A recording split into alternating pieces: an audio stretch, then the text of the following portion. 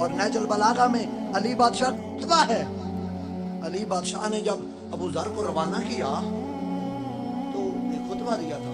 ابو ذر، جو تم کہنا چاہتے ہو وہ یہ سننا نہیں چاہتے، اور جو یہ سننا چاہتے ہیں وہ یہ تم کہنا نہیں چاہتے. حق کا ساتھ چھوڑنے سے بہتر ہے بندہ وطن چھوڑ دے. ابو ذر کو الوداع کیا، لیکن جب ابو ذر الوداع ہوئے، فاتح خیبر بھی ابو ذر کو الوداع کرتے ہوئے رو پڑا. اور تھوڑا ٹائم گزرا، ابو ذر آگے چلے گئے.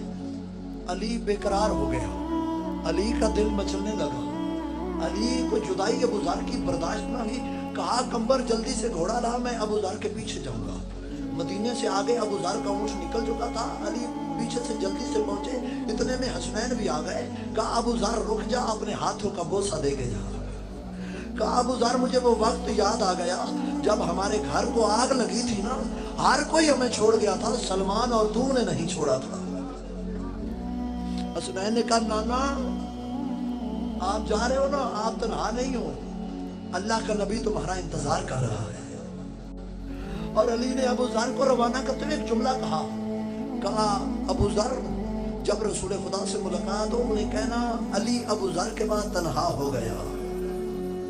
ایک وقت آیا ابو ذر چل نہیں سکتا. بیٹی نے دیکھا کہ میرا باپ ابو ذر زمین پہ گر گیا ہے، ہاتھ جوڑ کے کہتی ہے بابا آپ کی یہ حالت تو میرا کیا بنے گا. کہا بیٹی پریشان نہ ہونا، میں تجھے بتاتا ہوں، میرا آخری وقت ہے، مجھے کوفے کے بہترین لوگ غسل و کفن دے گے. بیٹی تو اس چوراہے پہ کھڑی ہو جانا، ایک قافلہ آئے گا، اس میں سے کہنا ان میں مالک اشتر کون ہے. اسے کہنا میں ابو ذر کی بیٹی ہوں، میرا بابا مر گیا ہے اور میرے بابے کو غسل و کفن دو. کہا کہ بابا پھر وہ تو دے دیں گے، میرا کیا بنے گا. کہا تم مالک اشتر کے ساتھ واپس کوفے چلے جانا علی کے پاس، علی یتیموں کا بڑا خیال رکھتا ہے.